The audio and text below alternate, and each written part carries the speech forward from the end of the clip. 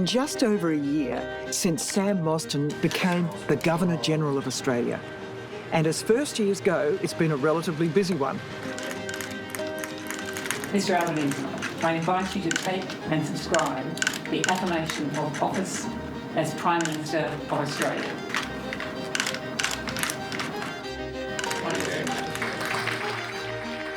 Not only has she sworn in the 31st Prime Minister of Australia, represented the Australian people at the Anzac commemoration ceremony at Gallipoli and the funeral for Pope Francis, she's visited towns in every state and territory and drunk countless cups of tea.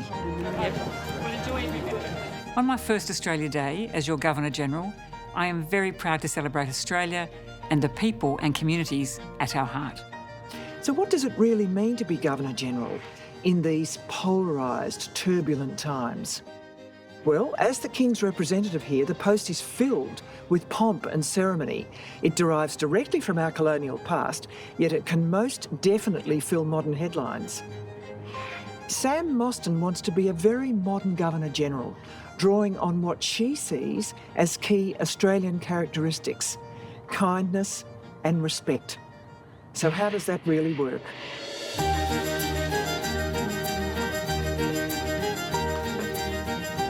I'd love to be here.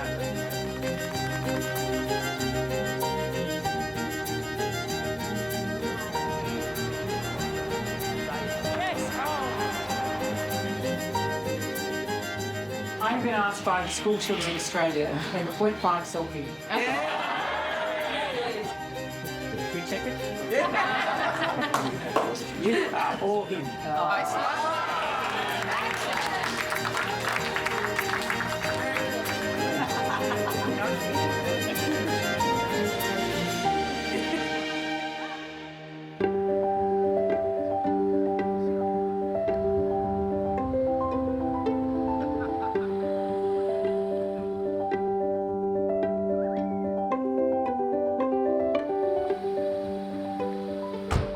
Hello, Your Excellency. Welcome to Government House. Thank you very Geraldine. much It's wonderful indeed. to have you here. It's It's lovely a great thrill. to be here. We might ask you to Yes, sign the visitor's do. book. No, I'm so delighted we to, would love to keep a delighted record to. of you having visited us. Yes, I see. So do you ask everybody to do this? We do. What I love about this entrance is that Her Majesty, the Queen, the is there. famous- It's the famous Doogue Yes. painting, known as the Wattle Queen. And across from Her Majesty, we have these wonderful depictions of wattle that come from the National Gallery of Australia. And the wattle is Australia's national floral emblem. It's also part of the insignia of the Governor-General. We do quite a few of our, we do all our work of the day here. Well, Governor-General, welcome. Thank you, Geraldine. It's a great privilege. Now, you're almost a year in the office. What's it been like? It's been a year of immense privilege and honour. I have travelled the country, almost every part of the country. I've learnt more about myself and learnt more about Australia and Australians. I've had a chance to travel overseas on 2 official visits, and those international trips really are a wonderful way of thinking about who is Australia on the world stage and where do we matter, but also to come across Australians all over the world who also reflect the great modern Australian story. And where do you think we do sit on the world stage? Very importantly, I think, we're taken very seriously.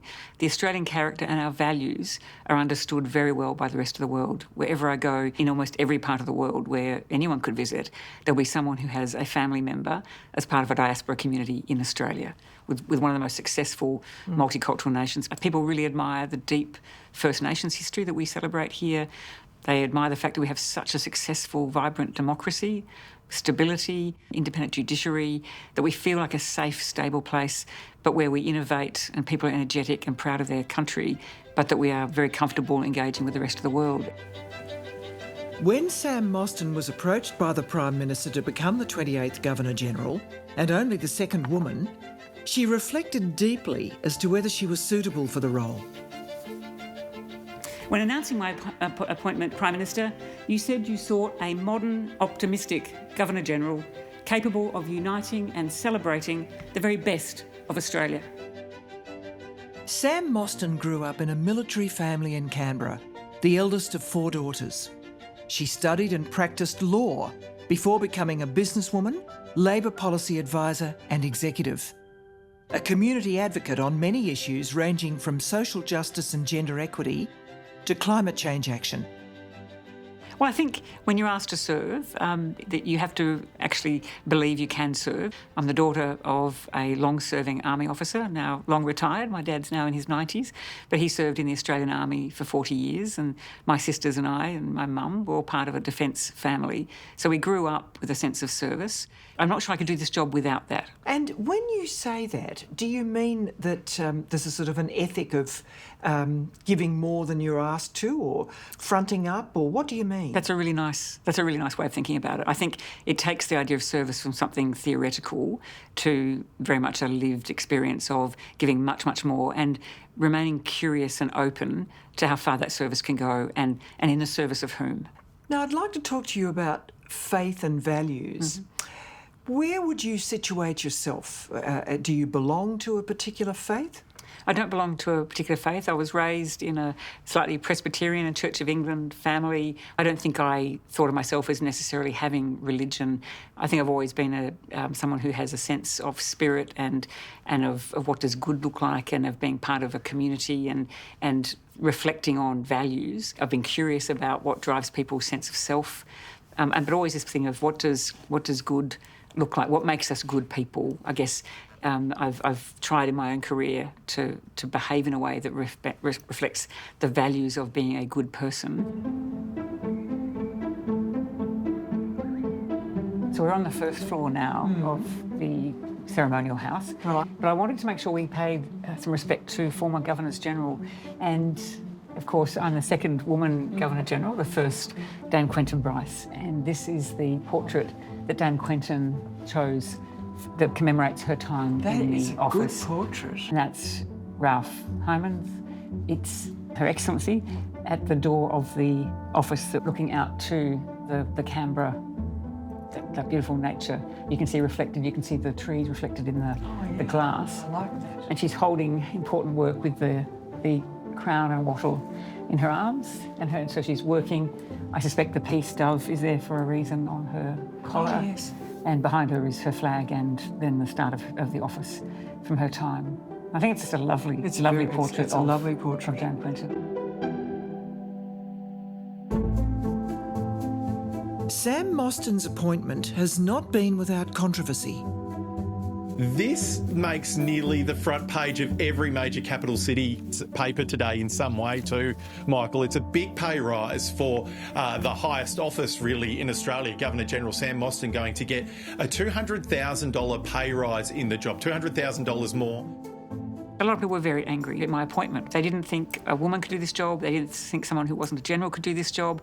But why do you think you stirred up that type of antipathy? I mean, I can't remember it with other Governors-General. Well, I'm a woman. I'm only the second woman. I'm sure Dame Quentin experienced a form of this when she was the first. I wasn't going to let the gender issue stop me saying yes to the job. My big task is to do this as any citizen would, which is to do it to the best of my ability and show that there should be no barrier, whether it's gender, where we come from, our backgrounds, to participating in high office if you've got the skills and attributes to do it, and you can commit yourself to the task, which is what I'm doing. To be fair to those that were highly critical, and they were deeply critical, to be fair to them, I think there was a view of what this role was that didn't represent what the office holders of this job were actually doing. But we all care about service and serving our country, and I think people just didn't pay as much attention to the fact that these offices matter.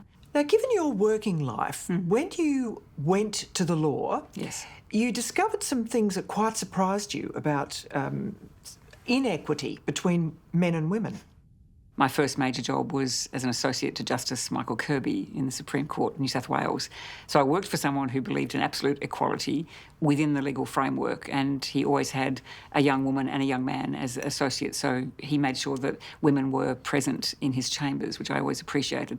He was also the first person I heard in the law talk about the presence of love. Really? He talked about love, and that was back in 1986. He talked about that we don't talk about love enough in the pursuit of things that we do through our big institutions. So I've always reflected on that.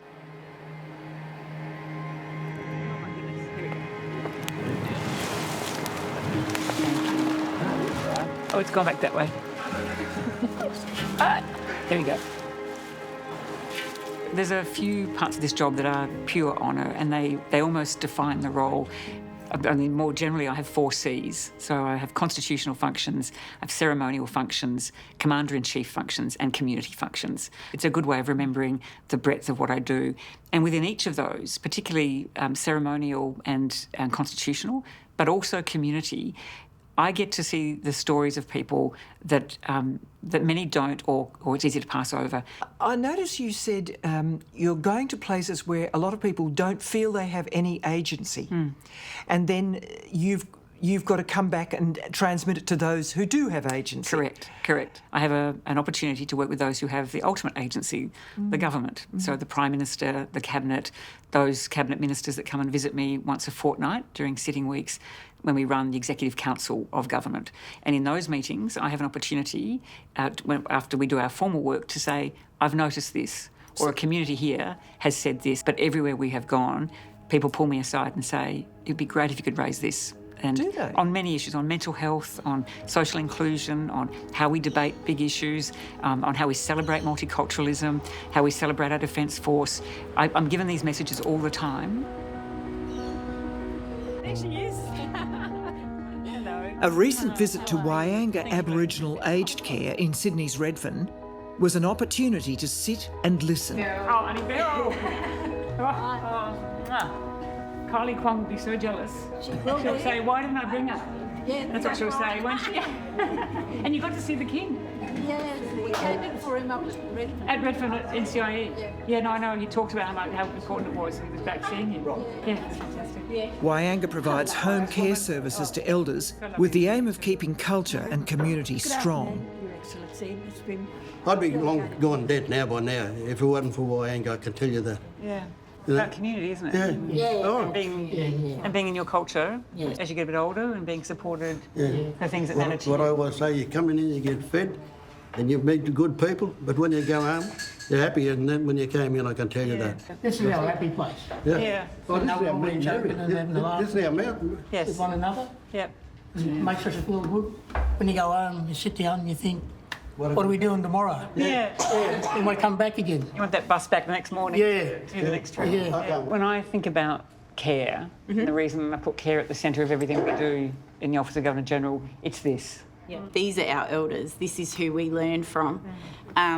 Where this is more than a job, this is our cultural responsibility. Tell me, Jaren, what you need me to hear and my team to hear having this visit. I've got to know you well and I'll keep coming back, but what's the story and the things you need me to take on? The greatest thing that we need the country to understand about Wyanga is that we are the best possible people to be leading in this space, and yet we do it with the least amount of resources across the entire country. Yeah. Right now we're sitting in a building that's beautiful. We have no lights. We do the most with the very least. So it makes no sense to me why we have an organisation that's been here for 30 years. We have the experts guiding us at every level of cultural and mainstream governance. We are compliant across the board, and yet we're still doing the most with the least. We really need support. Well, one of the things I can do, I speak to ministers and speak to the Prime Minister, and I can share stories. And sharing a story of success, and for me, it starts with care. And the care that you show, and you don't just show it to your own community, it extends to everyone you come in contact with. I know that. Everybody in.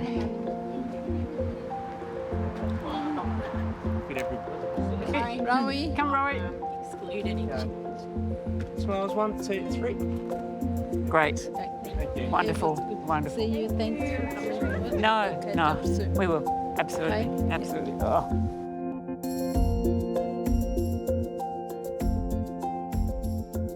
And Geraldine, this is now the foyer to our offices. Right. And I thought you might like to see some of the art that's now hanging here.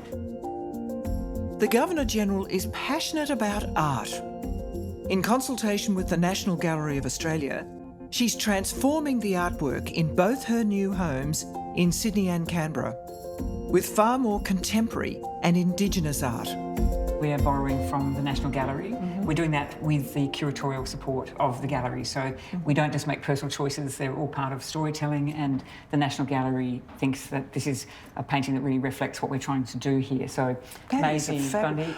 Gosh, that's the colours. She's an Aboriginal woman. Yes, she is, and this is a bush tucker story. Oh, is it? And it's a healing story. So Maisie's painting is about healing, and I think the colours are superb. Fabulous. But it's also from West Australia. So I like the idea that we're talking about the breadth of the nation. My home state. There you go. And we're very fortunate that we have these on loan for short periods of time. And I think it's not just about my personal taste, it is about what are the paintings, the images, the artefacts that tell the story of Australia. These are lawns where we would normally be having very nice events. Sam Mostyn is the first Governor-General to take up social media with great enthusiasm. So you can have a look at how beautiful the house looks as part of Vivid.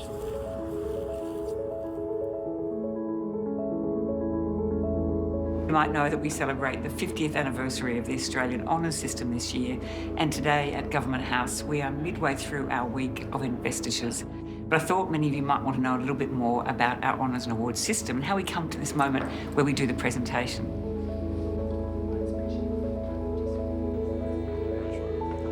Auntie Nellie has given decades of service in Ulladulla schools, where she's had a positive impact on many generations of students and teachers alike. Mrs. Nellie Mooney awarded the Medal of the Order. I'm able to sit and read the bios and stories of everyone who receives an award. I attach the insignia to the jackets and the lapels, and then spend time with the families and friends and colleagues of those people.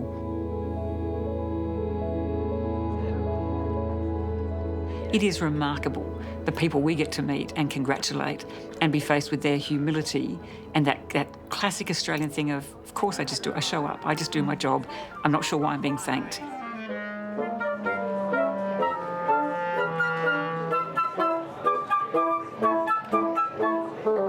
So these are people who are thriving. Yeah.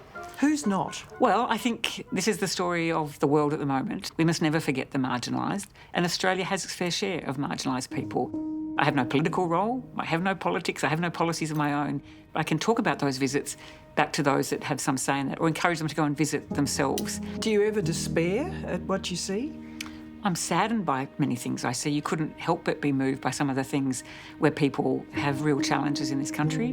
But my job is to remain back up in the practical optimism stakes and to say, having seen it, what is my job to do? When you do see Australia, as you are seeing a sort of a very good cross-section, what does keep you awake at night about what is not working well? I think if something keeps me awake, it is that if we're not careful, and if people in high public office are not careful to model what does appropriate disagreement, what does good disagreement, respectful unpacking of issues where we may not agree, if we send a message out to the general public that it is okay to be violent, to be angry, to make it personal, I worry that we will lose something that is uniquely Australian, which is what has happened, I think, probably in recent times, is coming to the centre to find where we agree and to do that well, but acknowledge where we have differences. And so we see many conflicts around the world that come back into our diaspora communities, and I spend time in those communities, and I know the leaders of those communities do not want to bring those debates and those issues here. They want to have a uniquely Australian response to it.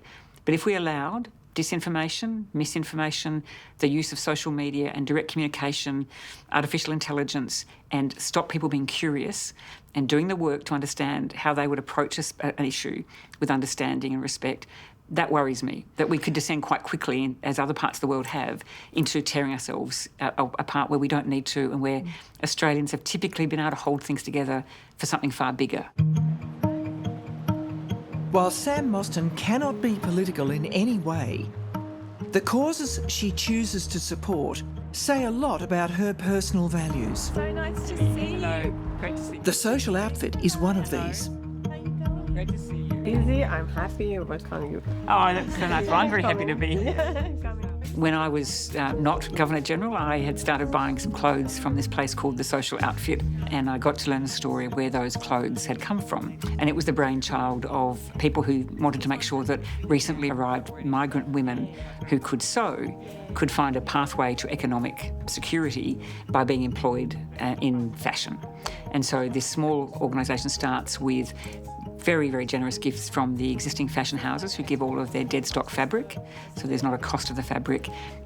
Social Outfit then works in a workroom in Marrickville with women, helps them with their English language, with their financial security, pays them a wage to make the clothes, very simple clothes originally, and then those clothes are sold on a shop front and online, and the money that is made is all ploughed back into education programs and TAFE programs for those women to have long-term jobs and job security in the fashion industry. I come from Afghanistan. From Afghanistan? Yes. Yes. Your English is getting so good, your skills are growing. Yeah. But you've also become an Australian citizen. Citizen, yes, I'm happy. When did that happen? Because I'm happy. First day, Thursday, I voted. Tell me about that. I'm excited because after I get a ceremony. Yes. I'm happy about voted because this year yes. I'm first voted in Australia. Yes. Before I never vote. Yeah. You like Australia? Yes. Yes. Because this country very good for women. Good for women. Yeah. Yeah. So it's on your phone too. Thank you so much. I'd been very aware that our settlement services for migrants, particularly for women, particularly if they were partners of those that had come in and are migrant on visas, often those women did not have their own agency or ability to earn or get their own education. And this appealed to me because this is a small social enterprise that could see the gap. While many Australians may not know a lot about the role of the Governor-General, most will know one power that they do hold. Made famous, of course, by Sir John Kerr when he dismissed Prime Minister Gough Whitlam in 1975.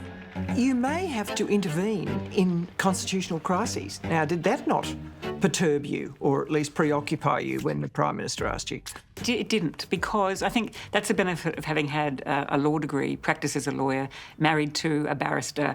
Interesting enough, when I was 10 years old, I watched the dismissal in real time. I've read about it, I've looked at the palace papers, I've taken a deep interest in what did happen in this country 50 years ago this year in this very place at Government House in Yarralumla.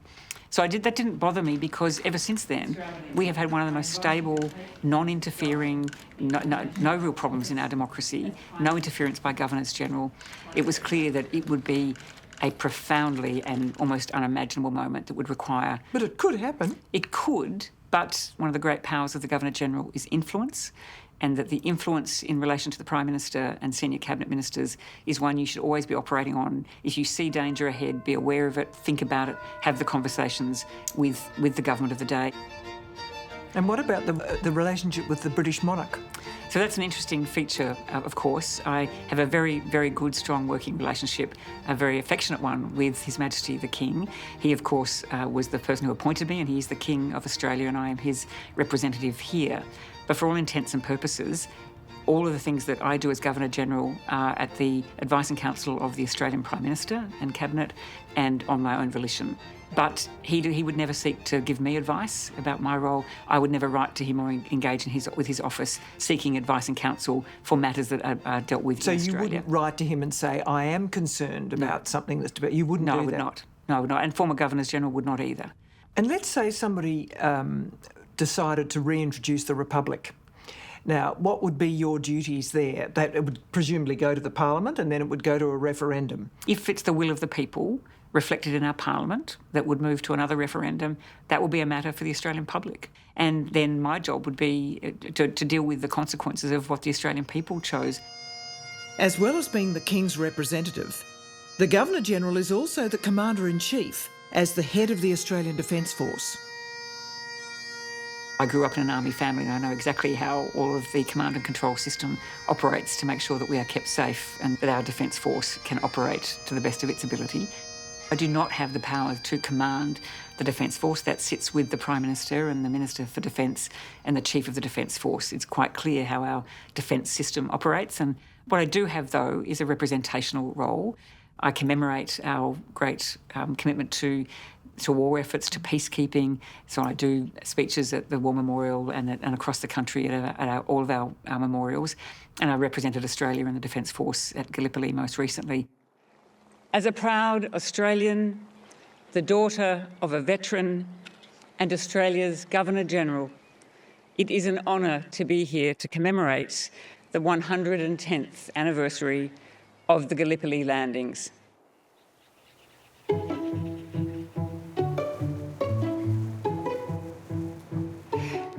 And now for something completely different. Yes, not what I was expecting. I do notice, as a Swan supporter, Yes. a certain colour Yes. way, Yes, colour of range. course. So, what is this? Well, Yes. I am a bit of a knitter. Oh my God, you knitted I knitted this? this, yeah. Heavens. Yes, and sometimes, because I don't get to as many games live anymore, I can sit here and I can watch my Swannies and wrap myself in the blanket that I made myself. I'm not a very good knitter. I'll tell you what, if you cared to put that into an auction, I think that would raise a fair bit of... I'm a knitter, but I couldn't knit that. It is my reminder that I'm a long-term Swannies fan, and I'm hoping once again season 2025. But as you know, it's As I know. As you know.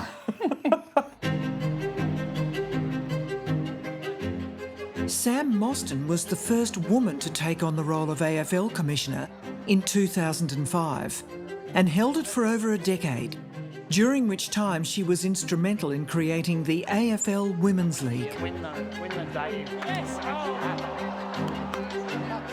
When you were offered this position by the Prime Minister, you went home and talked to your family. Yes. And your daughter asked you a very important question. She did. So she was 24 at the time, and she sat quietly. She was watching Simeon and I talking about what it would mean, the upheaval, the capacity, could we do it, what would it mean for Simeon's life, were we the right people?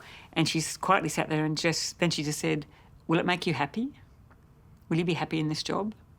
And I started to give her, well, I was raised with service, and, your grandpa's service. And she said, no, I'm not asking about whether you can serve. I'm asking whether you'll be happy. Would this job make you happy?